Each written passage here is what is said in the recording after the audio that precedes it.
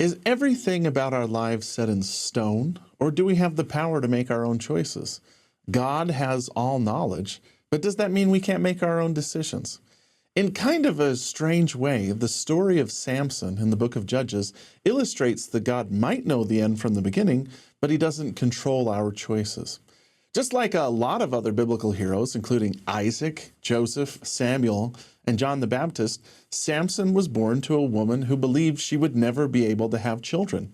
An angel appeared to Samson's father, Manoah, and told him, "He shall be a Nazirite to God from birth, and he shall begin to deliver Israel from the hand of the Philistines." In Israelite culture, a Nazirite was a person who took a vow described in the 6th chapter of Numbers.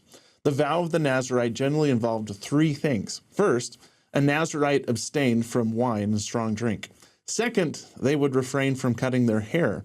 And finally, a Nazirite would avoid contact with dead bodies. The appearance of the angel signaled that Samson might become the greatest of all the judges in Israel. But unlike Isaac, Joseph, Samuel, or John the Baptist, Samson thumbed his nose at the prophecy by continually violating the commandments of God. When Samson came of age, he told his parents he was going to marry a Philistine woman. When they protested and asked why Samson couldn't marry an Israelite, Samson went ahead with his own plans anyway.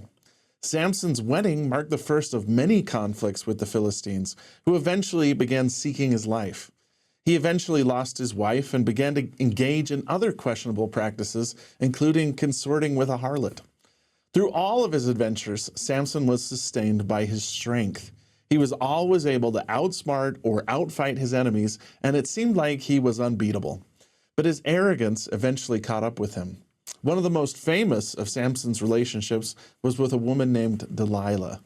Samson may have been able to fight off 1,000 Philistines at a time, but he eventually faltered under Delilah's continual requests to know the source of his strength. Delilah kept asking Samson for the source of his strength and setting traps for him. Perhaps trusting too much in his own strength, Samson told her about his Nazirite vows. And when he fell asleep, Delilah had his hair shaved off, and Samson's strength was gone. Samson was humiliated before the Philistines and had his eyes put out. He was paraded in front of the Philistines, who credited their god, Dagon, for the victory.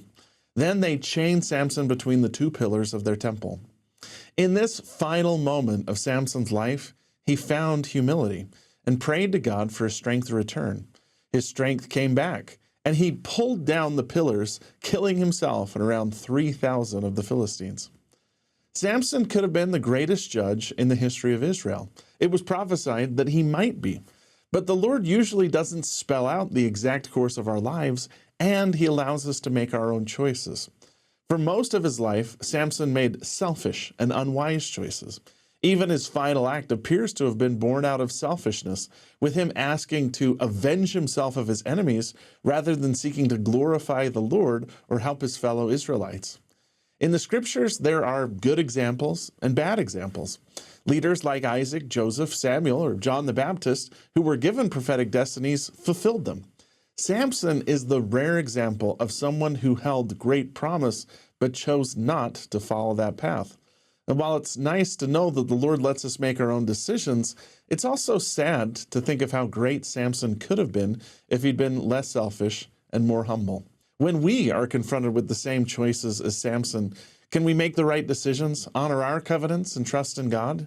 If we do, we will stay on the path God intended, leading to eternal life with Him and Jesus Christ, and not into the remains of a ruined and collapsed temple.